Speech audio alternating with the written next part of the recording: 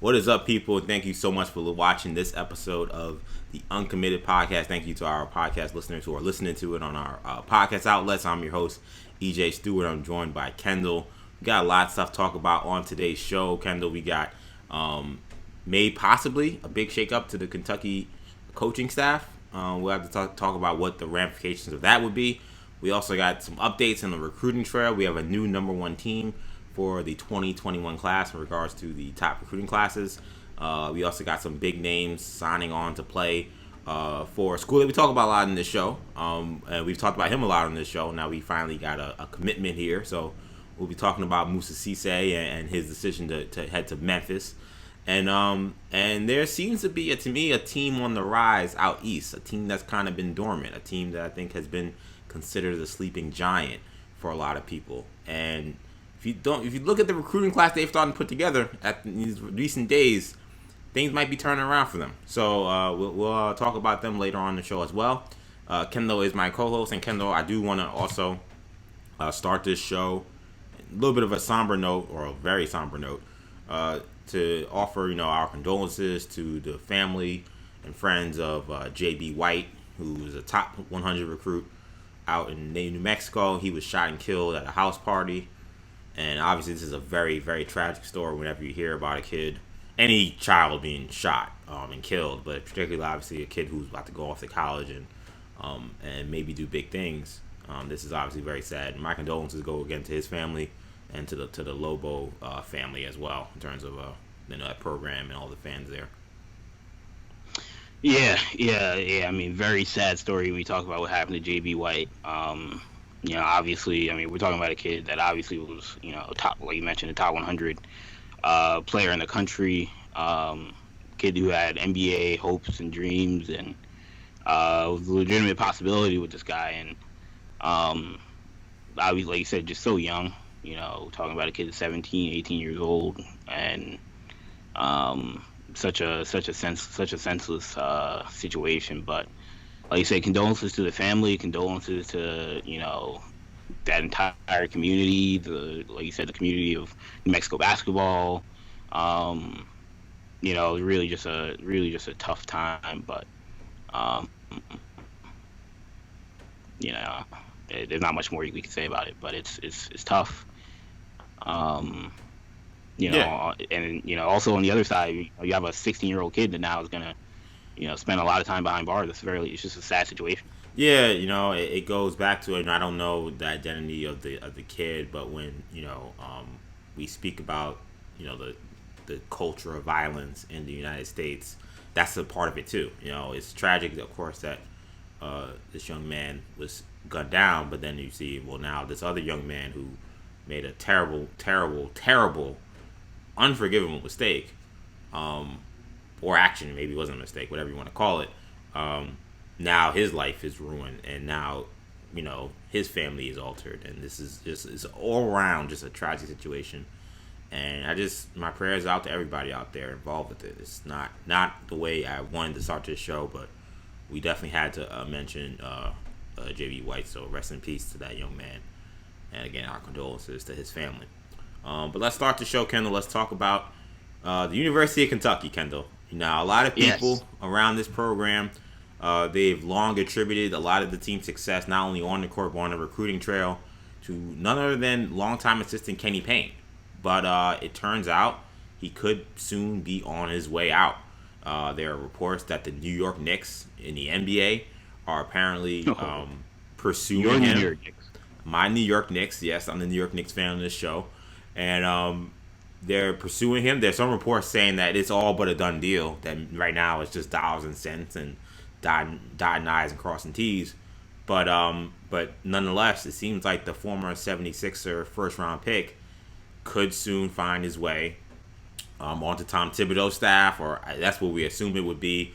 But who knows? We know he has some kind of connection to CAA. We know he's very close with William Wesley. Wesley is now a vice president, Worldwide West, for those who may know him by that name. He's now obviously a vice president with the Knicks. West worked a long time with CAA. CAA's former top agent, Leon Rose, is now the team president. So there's a lot of smoke with the Payne situation of him leaving UK to go to the Knicks. What do you think this impact would be for the University of Kentucky and for Calipari for him to lose someone who, by all accounts, has been seen kind of their big man whisperer, a guy who has made very close connections with a lot of the star players at Kentucky? Do you think this could have some lasting effects here? Well, first of all, I found it interesting that when they asked him about it, he just came out and said, "Look, I love Kentucky. This is gonna be a tough decision." And I was like, well, Yeah, that don't sound like a man that's trying to stay. Yeah, that's not typically when you're gonna comment on these situations, you're gonna comment and say, "I'm not going anywhere."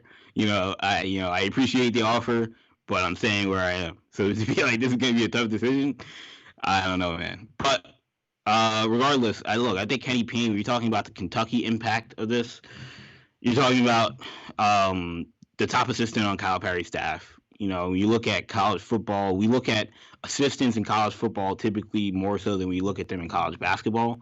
But if this for a college football equivalent, it'd be like Nick Saban losing Kirby Smart.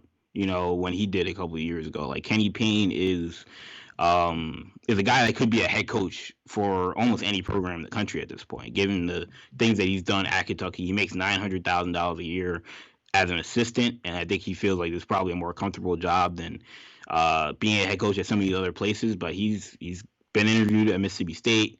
He's been interviewed at a couple other jobs. I think Oregon, there was talk about him possibly getting that job. So, no, I think Kenny Payne obviously is a very accomplished assistant for Calipari. Like you mentioned, the players always talk about Kenny Payne when we're talking about recruiting. He's been a front man for a lot of their top players that have gone on to the NBA, obviously. Like you said, the big men, especially Karl-Anthony Towns, Anthony Davis, all speak very highly of Kenny Payne. And I think what I will say is that for Kentucky is that Joel Justice, another assistant on the staff, a younger assistant, has kind of been a name that we've heard more prevalently on the recruiting trail. And I don't know if that's by accident. I think some of it is Calipari maybe trying to spread his wings a little bit with some other guys, knowing that Kenny Payne isn't going to be there forever. So I don't think it would be the worst thing in the world. But if there's anybody on that staff that Calipari can't lose, it's Kenny Payne. And they're talking about replacing him with Bruiser Flint. So Adam Zagoria came out with who we've had on. Shout out to Adam Zagoria. He came out and said Bruiser Flint is a possibility to replace Kenny Payne. Bruiser Flint obviously has a great relationship with John Calipari as well.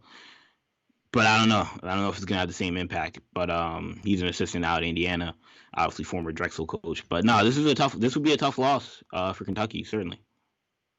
Yeah, I think that I don't want to say this is like devastating or anything like that, but this feels like a possible shift, and I think we've kind of looked at, I think there are a lot of people in the college basketball world that have kind of looked at the Kentucky program and made, I think, an honest assessment or even just asking an honest question about, are the best days with Calipari behind them?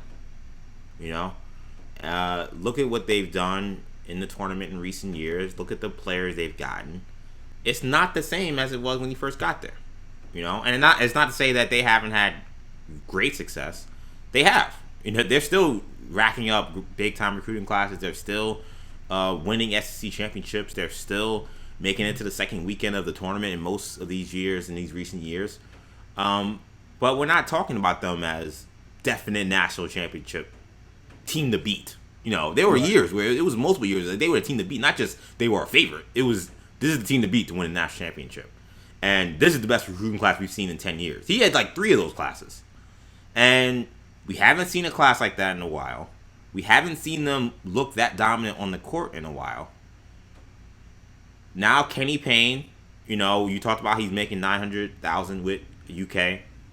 The word on the street, and again, the street can be wrong sometimes. The word on the street is that the New York Knickerbockers are prepared to offer him 7 figures. I've seen people say that they're preparing to make him maybe the most highest paid assistant coach in college in the NBA, which seems. What?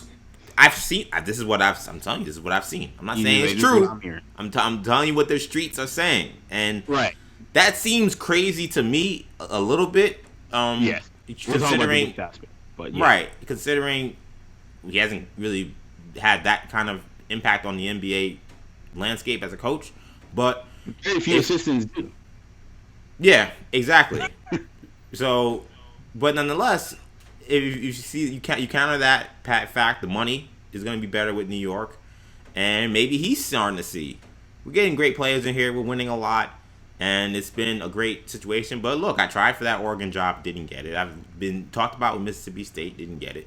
Maybe he says, I got to go to another situation to once again show why I deserve a shot at one of these big name situations. Because if you're a guy who's that associated with all these star players, particularly guys in the NBA already now, you don't want to go and coach at, Liberty. No disrespect to Liberty, but it's the first team that came to mind, low major. Like, you don't want to coach. I'm disrespecting Liberty, EJ. But that's for the conversation. But, like, you don't want to coach at one of those places. You want to coach big time basketball, whether it be in the NBA or as a head coach in college. So Power 5, yeah. Right. So and he deserves that, considering his track record. So I think the move, from his standpoint, does make sense. And if you go to the Knicks and it doesn't work out, you're a head coaching candidate for any college basketball team. Absolutely. That's a Power 5 for the most part. Yeah, and if it doesn't work out with the Knicks, trust me, no one's gonna blame you. Like, the Knicks, unfortunately, have been in a position where no coach that's gone there has worked out for 20 years. No coach that's gone there has worked out in any long-term way.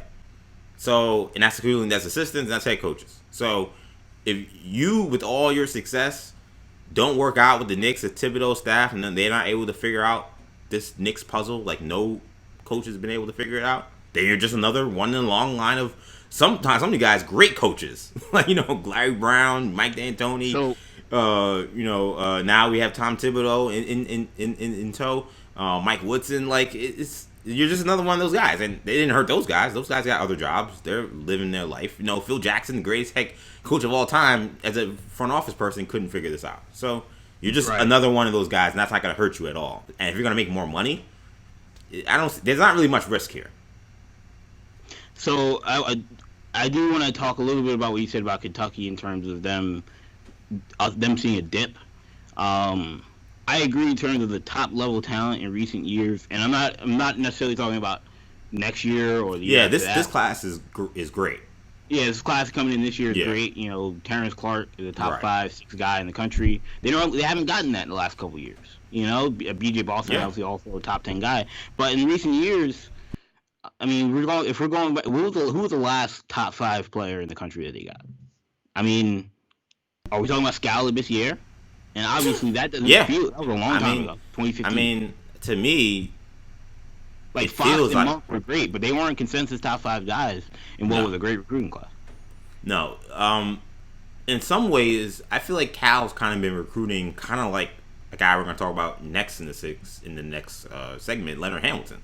I feel like he's been getting McDonald All-American great players, but not the 2 or 3 guy. He's been getting a number 10, a number 12, a number 32. And you get 5 of those guys. That's a great class. But is he getting that one and done doubter? The one he got was a bust at UK. I think the shift is for a multitude of reasons. I think the Duke USA basketball thing didn't help, and Kentucky fans certainly and Duke fans certainly know what happened there with, Duke becoming this one and done factory of there were years where Duke got the number 1 player or number 2 player in the country like every year. And so if those guys aren't going to Kentucky, the chances are they're going to Duke. So that didn't help. And I think Calipari wanted to get out of that game a little bit. You could argue, is it some of the stuff with the FBI and Calipari maybe trying to get out of the, the money game necessarily, or maybe things of that nature? That's a little more under the radar, a little more off the record. But like, that's another possibility in terms of, all right, we're not going to get the top 5 guy because, that takes a little bit more. The Feds is watching, is what you're saying. Yeah, the Feds are watching. The NCAA is watching. So we're not going to deal with someone like DeAndre Ayton, for example. That could be a part of it. And also some of it could just be, it's easier. Kentucky had already built that brand of getting a John Wall, getting a Brandon Knight, getting, Karl Anthony Towns. That was the last super class that Kentucky had. And they had already built that brand, so at that point, Anthony Davis, another one, obviously, you didn't have to. It's a lot easier to get someone like Tyler Hero, who wants to be John Wall, wants to be Devin Booker. Yeah, they want to be named with those names. Right, exactly. Guys that aren't typically. It's a lot harder to convince some kid that is the number one player in the country already. Anthony Edwards, James White. I don't have to go to Kentucky. I can be the number one pick anywhere. Now, someone like Tyler Hero, someone like Emmanuel Quickley, Ashton Hagen, someone that's maybe a little more fringe 5-star, those guys will sign me up, of course. And if you get 5, 6 of those guys every year, you're still going to have the number one recruiting class in the country. But the top-level talent, it's hard to win like that, first of all. With a bunch of freshmen, none of them special talents, which is why Kentucky's had trouble in recent years. I think this year they're going to be really good because they do have some special talent. But it's hard to win like that consistently. So it'll be interesting. And some of it, you wonder with Kenny Payne leaving, you got Worldwide West out of the business, you got Leon Rose out of the business. Does that also worry him? And that worries some people around Kentucky, saying, look, we don't got guys in the streets getting us players anymore. Now, that's, again, we're assuming that there's some stuff going on, but it's a reality. No, there's no question about that. And, in regards to the Knicks, I mean, I think it makes sense for them. I think that, the money number, I don't know how much that makes sense, but the Knicks are big game hunting. It's not, it's own money. It's not yours. Yeah, it's not my money, first of all. And and the Knicks are in a big game hunting situation. They want to get the top players. There's zero question about that to me, because shout out to Jonathan Macri, who was on this YouTube channel and on this podcast network not that long ago. You don't sign a guy like Leon Rose unless some part of your plan includes bringing on big name stars. So we know Payne's connection to plenty of the biggest stars in the NBA now. Devin Booker, we see what he's doing in the NBA bubble. We know what Anthony Davis is. We know what Cat is as a player. So those are the guys that have all in some. Well, while we say that, and obviously he's not anywhere near those guys. Kevin Knox had a great relationship apparently with Kenny Payne, and I'm certain that that's something to do with why they were also interested in him too. So yeah, I mean, for the Knicks, I get it. I think that he would make sense to add to their I think what's becoming a very fascinating front office coaching staff situation, where you have like this blend of basketball people mixed with non-traditional basketball staffers. Let's just put it that way.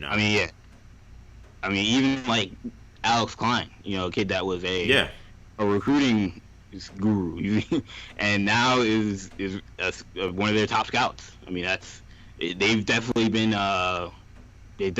unique and creative in how they've built that front office. But I mean, I look at Kenny Payne. I think that number that you talked about, that potential 7-figure number, I think a lot of that is they think that there's going to be real value. I mean, you could argue some of that's just like, I have a job. Of course, I'm going to give my friend, a job as well. Sometimes people do that. But from a value standpoint, if we're talking about the Knicks seriously really want Kenny Payne, I think they know that he can bring them or help bring them guys like Karl-Anthony Towns, Devin Booker, things of that nature. And if that's the case, then you pay him whatever he wants. And if that is a difference maker, and Kentucky, obviously, if you go through the list of guys that Kenny Payne has coached at Kentucky that are in the NBA now, of course, there's some guys in there that you don't really care about. Willie Cauley-Stein, Wenyen Gabriel. I mean, nobody's lining up to get those guys. But obviously, there's the Karl-Anthony Towns, Devin Booker. You mentioned Anthony Davis, De'Aaron Fox. It's Jamal Murray. Like, there's a lot of star players that have come through that Kentucky program. Yeah. That, Knicks fans would take one of them and be like, wow. I would take a lot of those guys for sure. Yeah, exactly. So, of course, if Kenny Payne helps in making them an attractive destination for those guys, then you have to do it. I mean, look at the Celtics with Brad Stevens. There's no way you could tell me that Brad Stevens being there didn't help in the recruitment of Gordon Hayward. Of course. Gordon Hayward, of course, the Celtics were also a very attractive destination from a basketball perspective at that point. But at the end of the day, it's almost always going to be the Celtics because Brad Stevens coached Gordon Hayward in college. So, I mean, look, again, I don't know if Kenny Payne is making up for all of the issues the Knicks sometimes have had, but it certainly helps. And then you throw in World Wide West, throw in Leon Rose, it totally makes sense from Knicks' perspective. I would certainly put him on the staff. Ross Strickland's another guy that's been talked about, another Kentucky connection there, but it'll be fascinating. It'll certainly be fascinating. I think the Knicks, like you said, trying to almost put together a super team of sorts when it comes to the recruiting. Yeah, which is fascinating. Yeah, I think that it is weird and it is fascinating, and I think that there's a chance this could work, but other people may think otherwise. It's garden spin. Some people may think that it's garden spin. You never know, but we'll see how this ends up shaking out. I kind of teased it earlier, but the Florida Seminoles, by some accounts or by all accounts, Florida State Seminoles, sorry. Whoa. I mean, I don't. Yeah, no Gator chance here though. I'm not crazy about the Seminoles either. If anybody knows my college football allegiances, but the Florida State Seminoles, by pretty much all accounts, they have, yes, Kendall, thank you for throwing up the U. They have the number 1 recruiting class for 2021, and they've added just another commitment this week with guard Jalen Worley. So he joins Bryce McGowens, John Butler, Matt Cleveland. All of these guys are top 50 guys. So 4 guys, all top 50 this early in the game. That's a great job by Leonard Hamilton. Also a top 3 JUCO kid. Yes, exactly. So this is shaping up to be a great class here. What do you make of the moves happening over at Florida State? How long do you think they'll have this number 1 spot? What do you have to say about this, Kendall? Yeah, I mean, Florida State has done an excellent job. Leonard Hamilton's always been kind of this dark horse recruiting guy, and in terms of when you look at a player's list over the last, we've seen 5, 6 years, when you look at a player's list, Florida State is almost always on it, especially if you're talking about a guy that's East Coast or SUP. 7 feet tall. Yeah, 7 feet, as you see in this class with John Butler and Nakeem McCloud, you have 2 7-footers. But, they've always been this school where they've missed on a lot of guys, but they've always been involved. I mean, Jonathan Isaac, Jonathan Isaac, guy they got. He was one of the first big guys that they got in terms of 5-star, can't miss one and done type of player. But they were in there deep with Kevin Knox, missed out. They were in there deep with Andrew Wiggins and missed out. Andrew Wiggins was the big one where they thought they were going to get him and they did not. Anthony Edwards was another big one that they thought they would get and he did not. But Leonard Hamilton has always stuck his nose in these recruitments. James Wiseman was a guy that he said that was his second school, which Kentucky fans obviously did not like or believe necessarily. But Wiseman said Florida State was his second school. So I have a theory on why guys want to play for Leonard Hamilton. But what's the theory? No. So you want to hear the theory? You can't just throw out there have a theory. But wait a minute, let me talk about something else. Like, what's the theory? Why do players want to play for Leonard Hamilton? Why is him and his staff been so impressive on these trails, on these recruiting trails? Right, and they have Scotty Barnes, top 10 player, top 5 by some people, committed this year. I think guys want to play for Leonard Hamilton and are willing to listen to his pitch because I think. Look, if we're just being honest, there aren't a lot of black coaches in college basketball, black head coaches, and for a long time, he was the most prominent one. I mean, you had him, you had John Thompson at Georgetown. You had like guys who were below Leonard Hamilton's level in terms of coaching ability. Tubby Smith at Kentucky. Yeah, Tubby Smith was also another high-profile guy. Yeah. And then you had, Paul Hewitt, and you had, Norm Roberts, and a couple other guys obviously out there, Dave Lato. But if you're talking about guys that were, in the last 5-6 years that have competed for Final Fours and had top 20 teams almost every year, Leonard Hamilton was right there.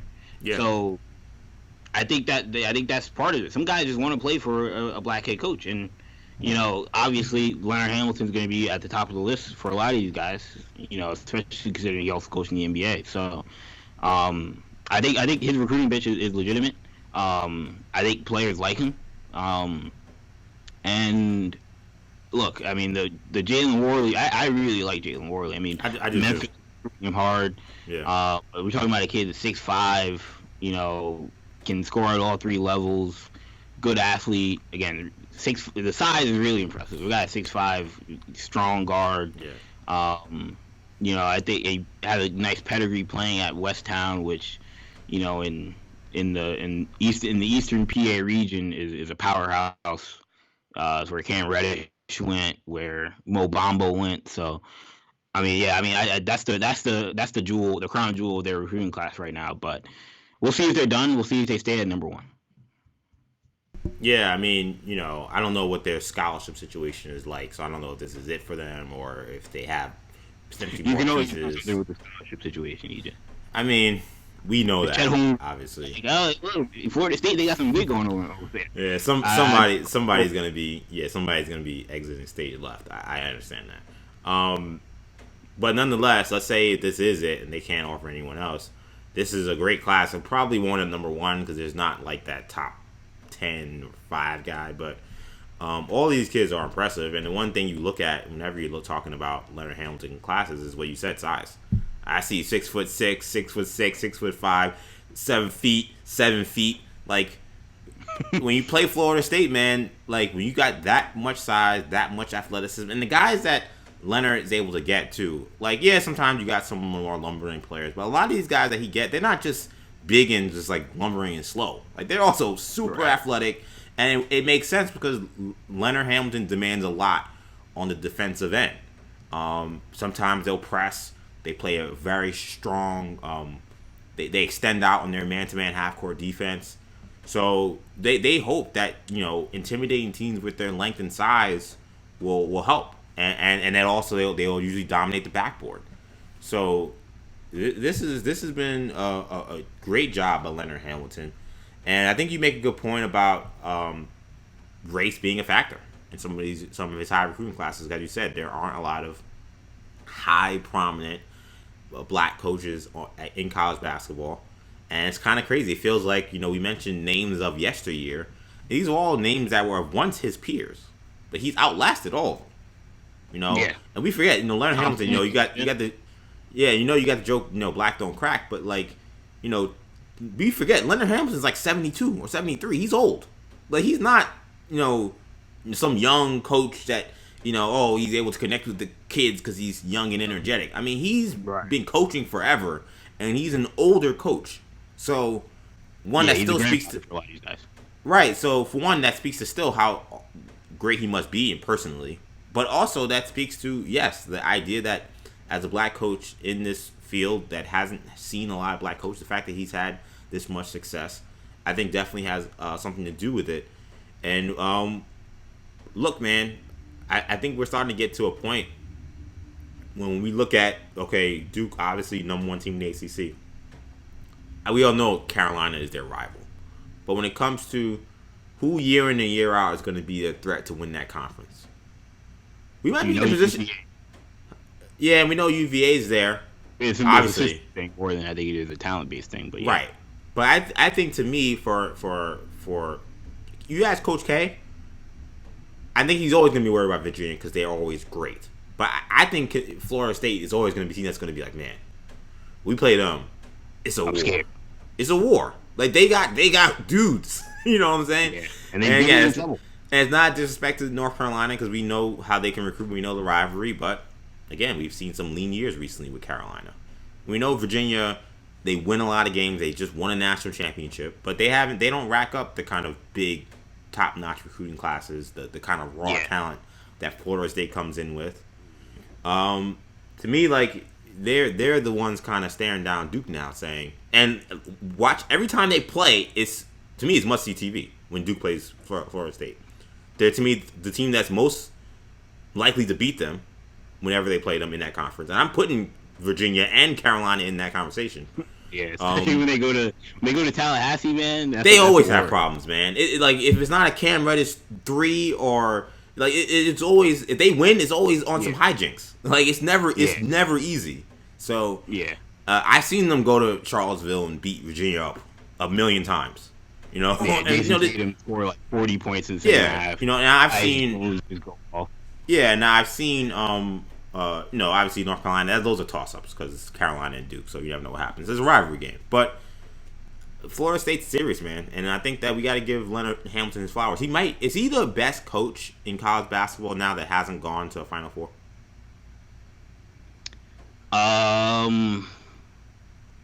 Because Mark Few held that title for a long time. I think, at least. Chris Beard and then Tony Bennett held that title. I think, for like a year, and then he got there. Jay Wright had the title for a little bit, or was in that conversation. Now he's been there quite a few times. I mean, he might be. I mean, look at accomplishments off the top of your head that you think of elite coaches that haven't been there. I mean, one of the guys I think about is Buzz Williams. I wouldn't consider him elite. He's a good coach. Right. You've got a guy. I mean, like Randy. I mean, I guess has Miller got to the? Miller hasn't gotten to the Final Four yet, right? Huh? Archie? Yeah. No, his brother. Oh, Sean Miller. Yeah, Sean. Oh, okay. I don't think he got to. Say Andy Miller. I was like, the agent. No. Yeah, no, Sean Miller hasn't. Yeah, I would say Sean Miller, but okay. And some people look at Sean Miller and like he's a Millie Calipari, where like he's not that great a coach. He just, I think you've been one of those guys. With great players, right? And I don't necessarily feel that way about him. Right. Like I think that he's a good coach that just hasn't cashed in with a lot of his talent. I don't think he's necessarily done the greatest job. He put himself in that conversation last year with the job he did at UCLA. He did a great job. Cronin's great. I mean, Cronin gets a lot of heat. We talk about Cronin. They just picked up a 5-star Peyton Watson out of California. Yeah, Cronin gets a lot of heat for the he just hasn't had success in the NCAA tournament. There's no nice way to say it. You know what I'm saying? Like, we're going to be truthful and 100, which we're always trying to keep it 100 on the show. He's not had success in the NCAA tournament. But look again, year in and year out, the amount of wins he's been able to rack up. He goes to a desolate UCLA program. They look dead in the water to start the season, and they were in contention to win the conference. Or did they win the conference? They didn't. They almost did. Yeah, like that last season's all a blur. Yeah, it's all a blur. I don't know. Some UCLA fans or some Oregon fans we won the conference. Relax. Regardless, UCLA had a great run in conference play. Like, yeah, he's another underrated coach. I think all those guys we mentioned are definitely in the conversation, but Leonard Hamilton certainly among them as well. Let's imagine if they would have had before we move on. Yeah, imagine if they would have gotten Anthony Edwards last year, which for a long time you could say that about like every guy he's been close on. Yeah. Like, imagine they got Andrew Wiggins, imagine that they got this guy or that. Like, he's been close with a lot of big recruits. Yeah. And closer than I think a lot of people realize in some instances. And he would still be great without those guys. Yes. And he's still winning without those guys. Because he puts together classes like this. Like, he has a lot of other good players who may not be, again, number 2, number 3 guys like Matt their classes. Is a guy that's going to be, he might end up being a lottery pick in 3 years. Exactly. Like, he might be a junior, might be Devin Vassell, where he plays 2-3 years at Florida State, and in 2 or 3 years is one of the best players in college basketball. Exactly. And Florida State is great at that, and I mean they're going to be great next year. They're going to be great this year. So it's a product of Leonard Hamilton. Let's talk about another program here. Let's talk about Memphis. So Musa Cisse announced that he would be joining the Memphis Tigers for the upcoming season. His recruitment was a long process that included several big-name schools that, once again, also included Florida State, also included LSU. Memphis also has landed a 4-star recruit, Josh Minot, who's in the year 2021 class, and they also added Arterio Morris for the 2022 class. He's a 5-star recruit. That kid, Morris, he can hoop. Dynamite, man. I when doing my research for this podcast, I'm watching these clips. I'm like, this guy is 2 years away. Like, there is some talk that he may reclassify. He should talk about it. He should think about it, because he don't play like a junior or rising junior, whatever he's supposed to be. Like, right. Like, his athleticism, his size, and for his handle, or his handle for his size, his size in general for a guard, that guy can go, man. And look, the whole question about, was Memphis, were we seeing Penny's demise? And, and now things look a lot different very quickly. Yeah, I mean, again, like you said, we had that conversation. Where does the Memphis program go after, Mike Miller was gone, Jalen Green decides, I'm not going to Memphis, I'm going to the G League. That was a dark time, for Memphis basketball. It looked like not a lot of things were happening, but with Musa Cisse, that was the big get.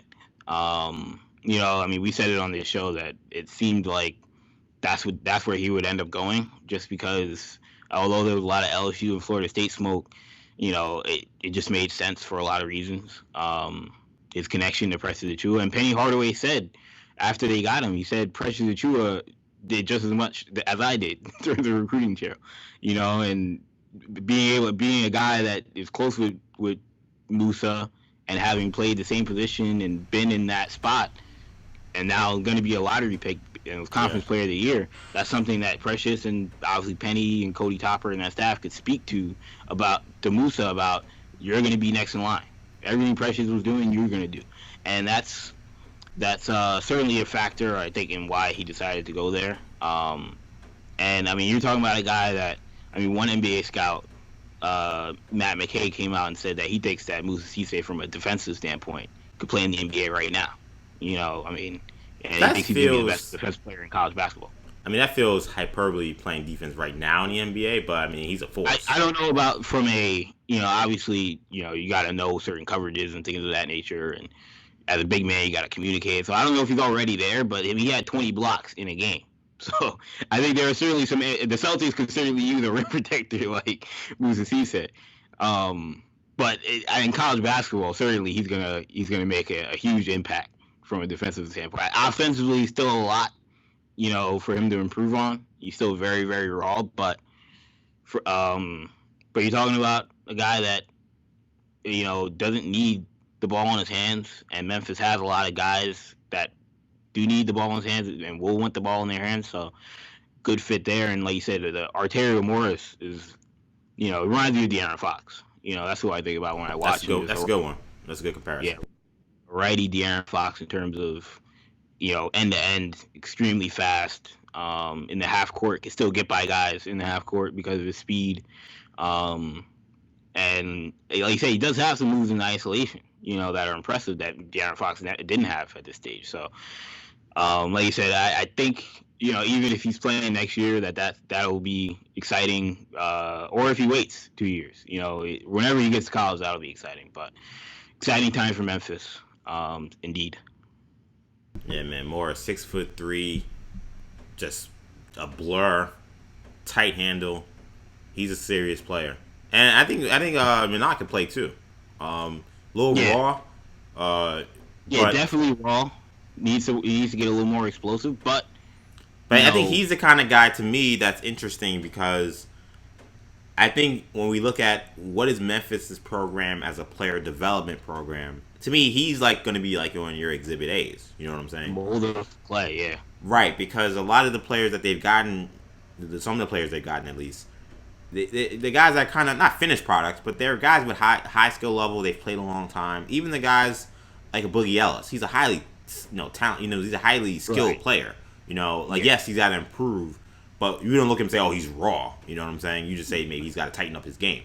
Like, this kid is more raw, but when you got a guy, again, 6'8", has a little bit of a handle, has athleticism, can shoot a little bit. Like, I want to see, okay, what is Penny Hardaway's program in terms of player development with a guy like this, who we know has the potential to be a starting caliber player on a high D1 program, but you're probably going to have to build him up to that. I don't think he comes in as a freshman and is averaging 15. That's not going to be what he does. I don't think, at least. Minot did it's funny, he did an interview at 247 Sports They're Memphis Go Tigers 247. They're Memphis affiliate, and he actually came out and said that when him going to Memphis and being coached by Penny Hardaway is like Penny Hardaway having playing his entire career, getting into coaching, and then having a time machine and getting able to coach himself at 18 years old. Which I'm like, all right, that's a lot. It takes a lot of confidence for a kid to say that. I don't know. I love the confidence, but he clearly has not seen Penny Hardaway play basketball. I mean, the Penny Hardaway Memphis clips are some of the crazy you'll ever see. Yo, Penny Hardaway at Memphis was Magic Johnson. Yeah. Like, that's what he was. Like, but like Magic Johnson with a modern game. Right. Like, Penny Hardaway in Memphis, you could put into the NBA today. Like, his game, like, it's the same. The way they play and the way he played back then, he was completely ahead of his time. No disrespect to not. I know he could play. I'm just saying. No, not Penny Hardaway. Not the guy with that kind of skill level at that age, no. But does he have some skills? And does he have a lot of raw ability? If Kate Cunningham, Jalen Green, one of those guys, I would have been like, all right. Yeah. You're going somewhere. But or even like LaMelo Ball, that. Right. I say, okay, yeah, I see some of the comparison. My knot's a little more raw, but I think that and we had Coach Toppert on the show, an assistant coach over there at Memphis, development guy, and he's a big player development guy. We know the work he's done. Talked about Cody Topper being a big factor in why he committed. Said that he showed him a lot of analytic stuff and showed him a lot of film of NBA players that he kind of reminds him of and ways in which he feels like he can improve. So Toppert seems to be kind of replacing Mike Miller's role as the top guy on Memphis' recruiting staff. That wouldn't surprise me because we had Toppert on this podcast. We had an extended podcast with him. He's impressive, man. Like, he knows the guy knows the game, and you could tell he's a basketball lifer. NBA, college, G League, high school. Guy loves basketball. Yeah, exactly. So to me, you get that guy talking hoops with you, telling you how he can improve your game and how you can fit with what they're doing with his pedigree and player development. You got Penny Hardaway on top of that. Yeah, and then Penny Hardaway is your head coach, and you have a similar body type to him. Makes a lot of sense. So again, the word of Penny's demise was greatly exaggerated. It appears over at Memphis. But let's last story of the day. Let's talk about what I consider to be one of the biggest sleeping giants in college basketball. That's the UConn Husky program. I thought you were going to say DePaul. Well, you know how I feel about DePaul. DePaul is 100. They're a sleeping giant, but they've been sleeping forever. Like, they've never awakened. Yeah, I don't know if I characterize them as giant. Yeah, they've never actually awoken. We don't know what it actually looks like. We've never seen what a very successful, long-term, competent DePaul program looks like. Dave Lato, man, he had that program rocking in the non-conference last year. We don't need to talk about conference play, but they got them big. They saw them Big East teams. And they look like DePaul again. I don't know what happened because they played some good non-conference teams and won. I don't know what that was about, but nonetheless, I think in terms of the current programs that are struggling, UConn to me is a huge sleeping giant, and I think that what we're seeing recently with their recruiting class, I think, there are a lot of reasons why we're seeing it happening. So UConn, by a lot of accounts right now, they have a top 5 recruiting class in the 2021 class. They've been on a little bit in the last week. Yes, and I was about to say they've been on a hot streak with recent recruits. So in recent days, they've nabbed 4 stars Samson Johnson, Jordan Hawkins, and Rasul Diggins. I feel like I know why this is happening, and I know I talked to you a little bit about it off air, but it's not an accident. I think this is happening the year where they're moving to the Big East. I think that the American Athletic Conference era UConn was crushing for the basketball program, men's basketball program. I think that I never could have imagined would have been this tough, but I think part of UConn's appeal is these kids from the New York area, from the Boston area.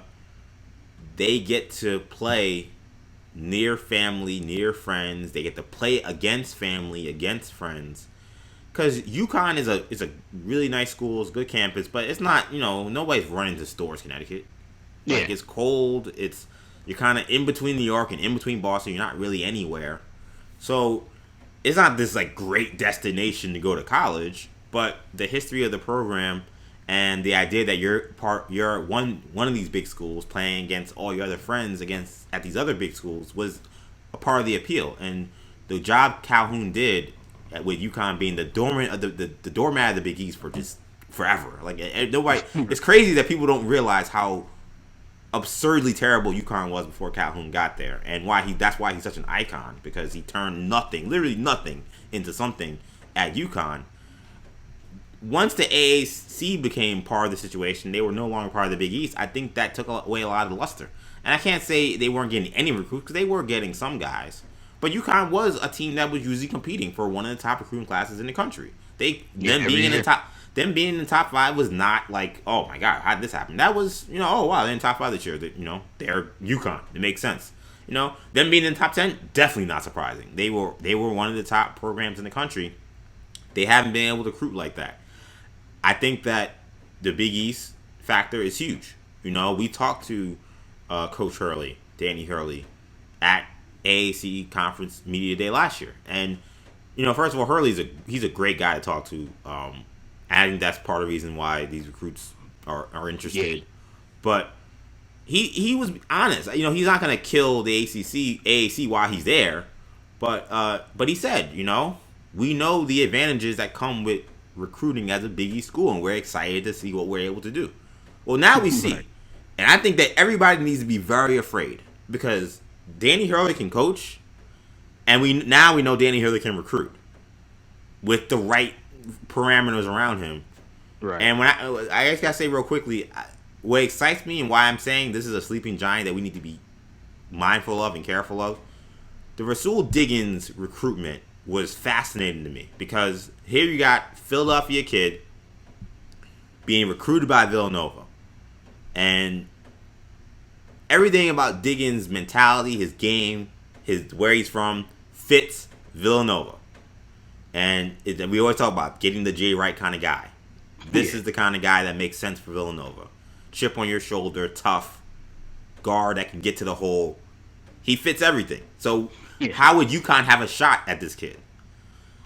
He said why he committed to UConn. He said, basically, Danny Hurley challenged me.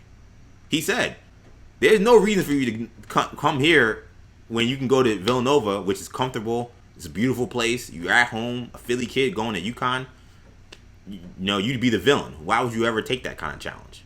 And he said, I was challenged. So he said, challenge accepted. I'm going to UConn. And if when you see Danny Hurley on the sidelines, the fire that he brings to that program, and then he's also, again, he's a super nice guy off the court.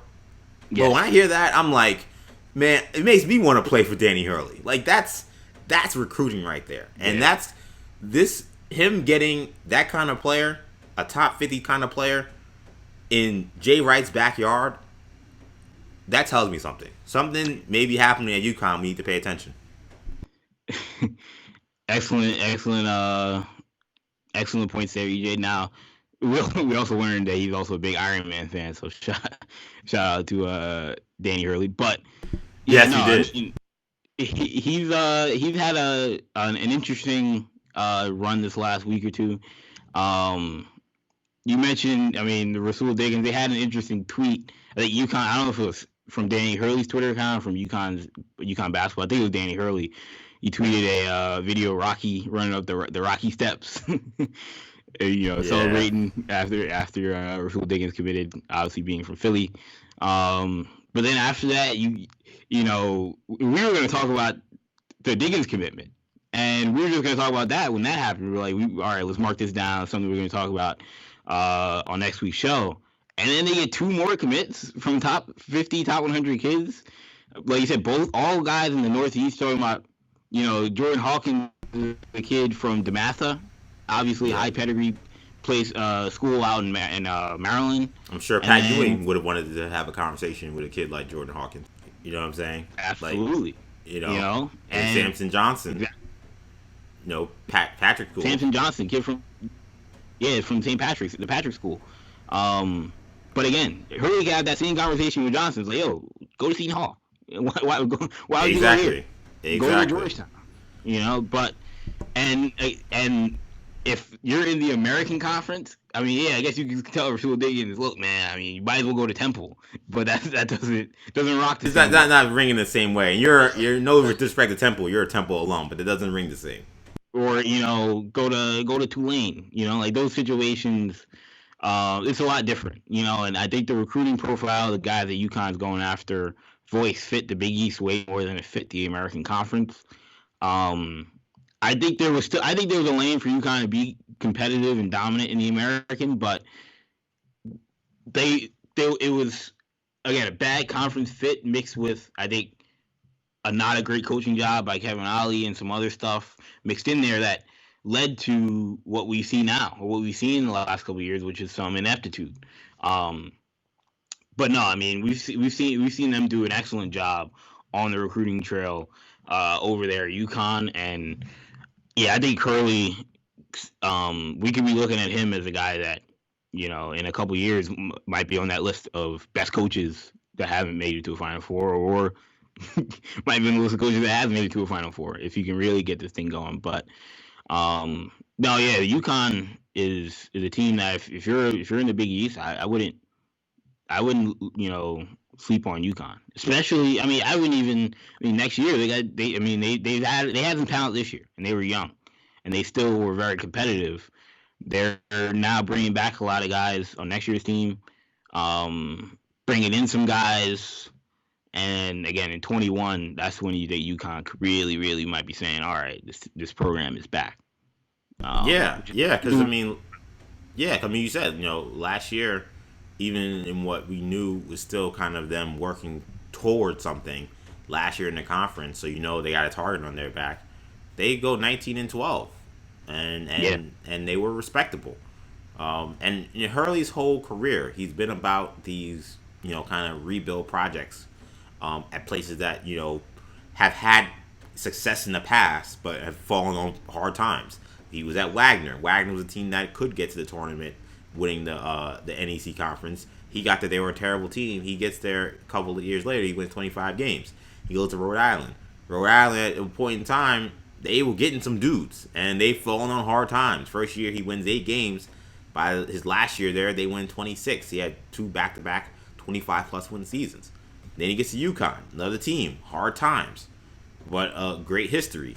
16 wins the first year. We knew it was kind of a mess, but improvement in the second year. And now we see a marketed improvement on the recruiting trail in just a week.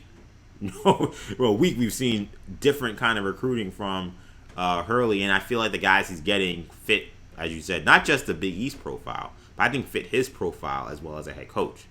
So I'm just saying, I think that UConn is a team that we've correctly ignored because there's been nothing to talk about with UConn basketball. That's not going to be the case, I think, very soon. I think people got to start paying attention. And it's so interesting because, it's when you look at the last 4 or 5 years, even the last 2 or 3, there have been guys that in 2004, 2005 would have went to UConn. I look at absolutely. Jonathan Kuminga, obviously a kid this year. In a different time period, probably would have been playing for UConn. Or Precious Achiuwa almost went to UConn. In 2006, is 100% going to UConn. Probably moved to Cisse also. These types of guys are guys that normally are going to UConn, but they weren't even thinking about UConn. They're not. Some of you guys not even looking at UConn. Yeah, and it's easy to think about. And that's the difference between this program. I mean, the Shabazz Napier National Championship, I don't want to say it was lucky because it was great, but it was it was kind of fool's gold for that program to think that Shabazz Napier was a great player. Obviously, he was also a Calhoun guy, but he was a great player. Yeah. And you had Ryan Boatwright, who was also really good, but that team wasn't that deep. Wasn't filled with that many UConn kind of guys. It was just Napier, who was really good. In a season of college basketball wasn't that great. But everything since then has been pretty bad. And oh yeah, it's been all bad. yeah, shout out to JID Jid. It was all bad. His song. It was all bad since then. So I mean the national championship. I mean, Kevin Ollie won himself 4 or 5 years off that championship, which shout out to him. And I hope Kevin Ollie gets another coaching job. Yeah, did he get his money? He needs to get his money.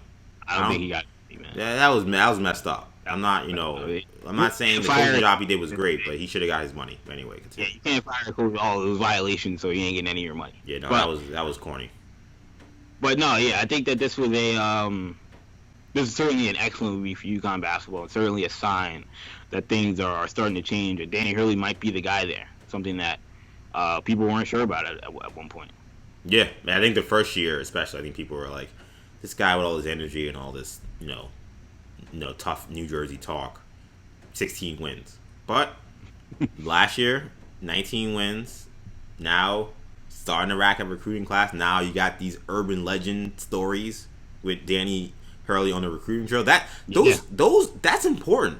Like Jordan Hawkins is talking about Danny Hurley as well. Right. Like it's important. Like you can't understate those stories.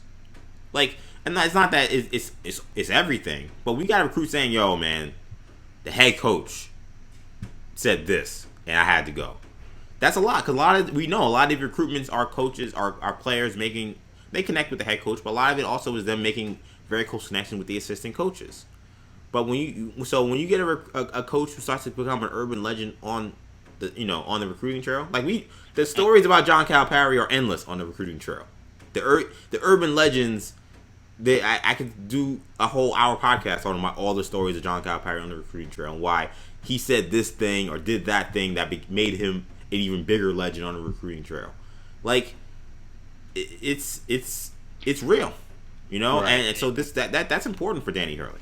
You mentioned assistant coaches. I will give a shout out to Kamani Young, who's been a guy that has been an electric recruiter over the last, 5, 6 years, 6, 7 years in the Northeast, in that New York area especially. He's revered as one of the top names out there in terms of recruiting, and he was at Minnesota with Richard Pitino, and certainly helped him get a couple New York guys. And when he left, they lost someone like Isaiah Washington with UConn, and now you see UConn.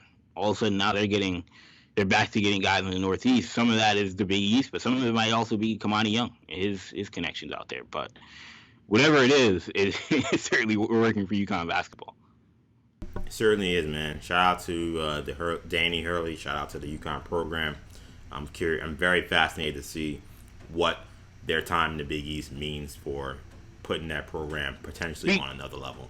Speaking on the Big East real quick, St. John's lost out on a kid, Jordan Riley, kid from Long Island, committed to Georgetown. Top 100 kid. That was a tough one, man. You're talking about St. John's. They're not.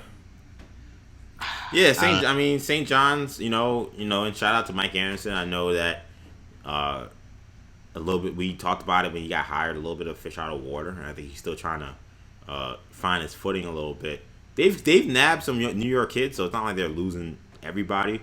But I think that it's the same thing with St. John's. It's, are you going to get the top guys? Right. Like, New York basketball is full of great talent. They're full of great 3-star kind of kids, borderline 4-star kind of kids, kids that definitely are D1 players. But you can't have the New York kids you're getting only being those guys. Like, I finally got a chance to check out the Felipe Lopez 30 for 30, the Dominican Dream. I watched like 90% of it. I think I got 20 minutes left because I was late and I was like, I gotta do something else, so I turned it off. But I got through his whole career at St. John's, and I remember it a little bit because I was a kid. I remember the end, especially because I was, that's when I really started to watch basketball. And I kind of feel like Sonny Vaccaro kind of sold St. John's a little short. He was kind of like, oh, the reason why he went there is because it was New York City. He wasn't going to leave New York City. And that, to some degree, that is true. And to some degree, that is St. John's appeal.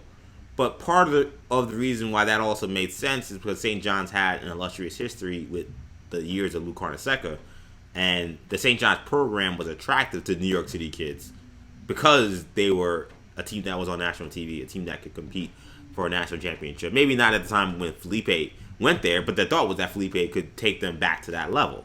But now we've gone now an extended period of time where they haven't gotten to that level, and I don't know what it's going to take for St. John's to consistently be there.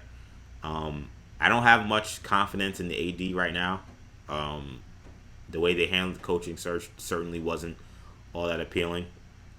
And it seems like even the good players that they are able to get from New York City, like a Shamari Pines, it doesn't seem like they're able to really cash in on the years that they're there. Like they're not able to really Seton build. Hall will certainly cash in on the Fab Five recruiting class that they had. Yeah. Whitehead and Kadeem Carrington and Angel Delgado. They got like multiple second weekend years with that team. Yeah, exactly.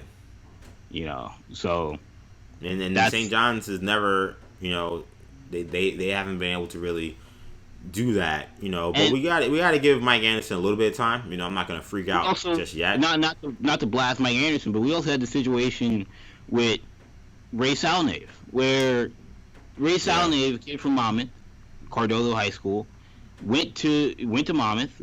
St. John's recruited him out of high school, but kind of backed off a little bit. Went to Monmouth and had a great year last year. Was their best player.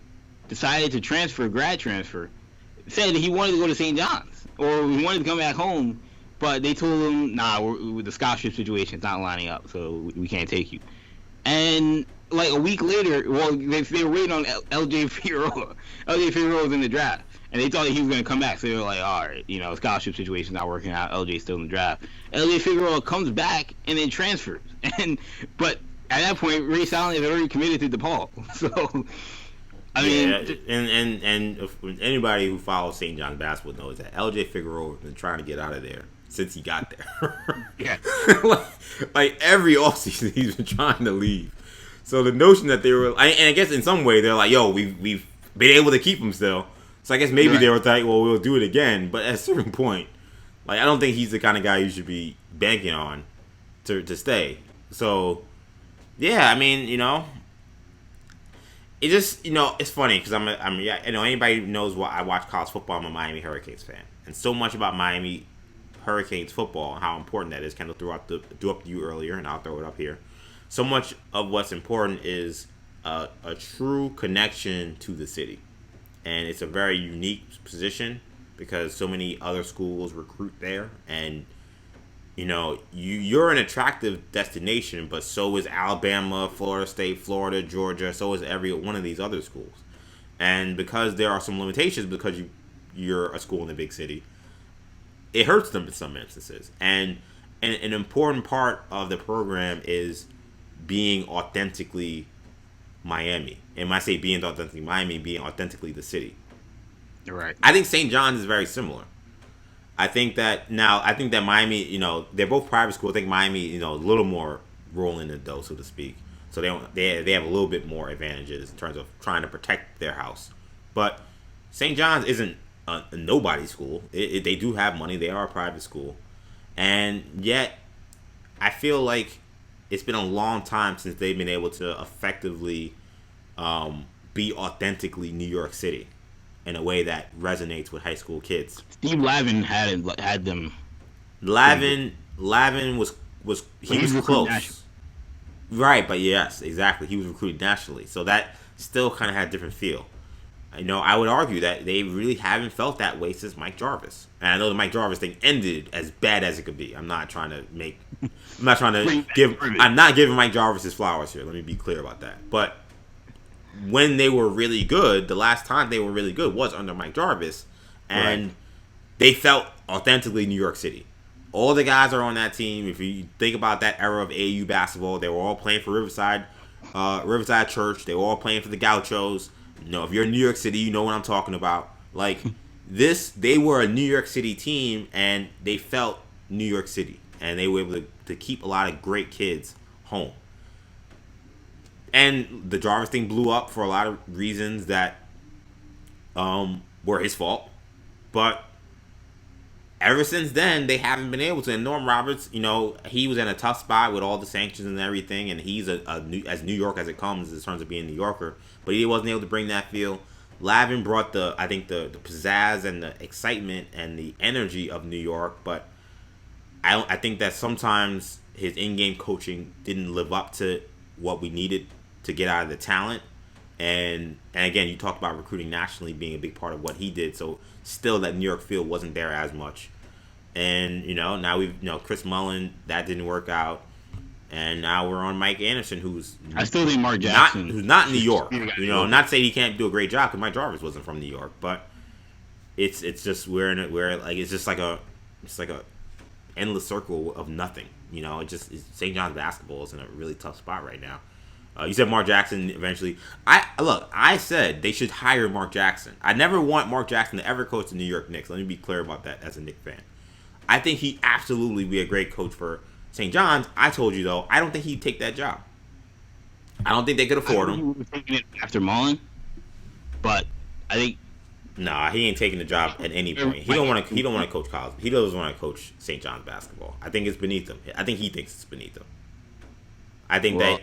I know this is alma mater, and I'm not saying he doesn't love it, but I'm saying I think based on what that program is now, and based on his idea that, look, I coached Stephen Curry, and I'm the reason why Stephen Curry became an all-star not the reason why, but I was instrumental in Stephen Curry developing into an all-star caliber player. I was instrumental in the Klay Thompson developing into an all-star caliber player. Guys that are going to be Hall of Famers on first ballot, guys that have 3 championship rings.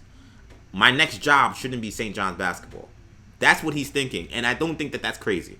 I don't. You're probably right. I think for him, I would, if I was St. John's, if I was the agent, I'd tell him, look, man, if you do that, if you win, first of all, if you win, like you're gonna be coaching the NBA tomorrow. But also, like your ego is perfect for college basketball. The whole program is built around you. Look I do Penny agree with Hardaway's that. Doing. Yeah. If Penny Hardaway is the biggest name, one of the biggest names in basketball, regardless of NBA or college.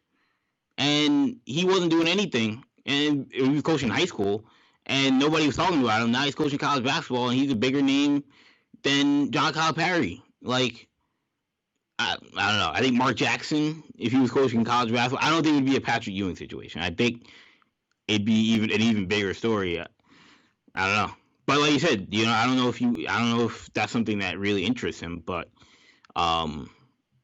with his connections and stuff, so I feel like he'd be able to get players. I agree. I think he'd be great. That's why I think that that's who they should try to get every time they're looking for a head coach. And I'm not trying to fire Mike Anderson on this show because we're not nowhere near that point yet. Ends up someplace else. Maybe he also doesn't like the fit.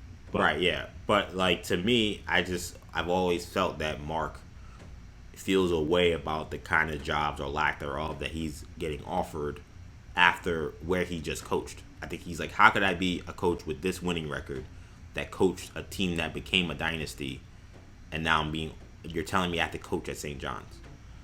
Now there's an argument to be said, well, you coach a team to 50 wins that then won like 70 in 2 years and then became a much better team after you left. That's an argument that we're not having on this show. I'm not even interested in that argument right now. I'm just saying from his standpoint, that's what he's thinking. And I get it. Even if it's your alma mater, I think he feels like, and also the one thing I would say too is, while yes, there's that point of you could be the Pied Piper and everybody's talk of the town, you also, you have a lot of risk because you're going to a place where, again, there's an argument to be made that it's beneath him. And then if he loses, it's like, well, look, the guy was a bum. Like, okay, he had Steph Curry and he won. Everybody, as we know, anybody could win with Steph Curry. Like, yeah. It may not be true. And my characterization isn't my characterization. I'm not saying that that's true. Right. But that's what would be said. Right. And he's already in a position where no one wants to offer him a job. So why am I going to take a risk at a place that is risky? Like St. John's has shown it's a risky proposition. No NBA team right now is lining up to bring in Patrick Ewing, for example. A guy also in a similar position where he felt I should be a coach in the NBA. I've paid my dues. Which is why I never understood why why some of the people in the Knicks media kept propping up like why the Knicks need to hire Patrick Ewing. It's disrespectful they don't hire him. I'm like, why is no other team looking to hire him? Like, it's like I'm not, and I love Beast. You know what I'm saying? I'm a Knicks fan, but if what And I'm the not job he's talking- doing at Georgetown and what I've seen from him, and no one else wants to give him a job, why should the Knicks? Why is it a problem that the Knicks don't offer him a job? That doesn't make sense to me. But look, man, I love St. John's. I should have worn my St. John's shirt today. Yeah, I got a brand new one. But I don't know. It just seems to be a program that really can't get out of its own way. I hope that things change soon, but I don't know. We'll have to see. But anyway, that's going to do it for this edition of the Uncommitted podcast. I hope you guys really enjoyed watching. For those on YouTube, hope you guys enjoyed listening. For those on our audio outlets, of course, you can catch us again on the YouTube channel, New Generation Media. Also on our podcast network, New Generation Podcast Network, which you could find on SoundCloud, Apple Podcasts, Spotify, Stitcher, and TuneIn. You can catch us on social media. We're on Facebook, New Generation Media, on Twitter at New Generation Pod, and on Instagram at New Generation Podcast. I can be found on social media at EJ_Stewart and on Instagram, Action EJ. Thank you guys for listening in. For Kendall, I'm EJ. Take it easy, guys. Peace.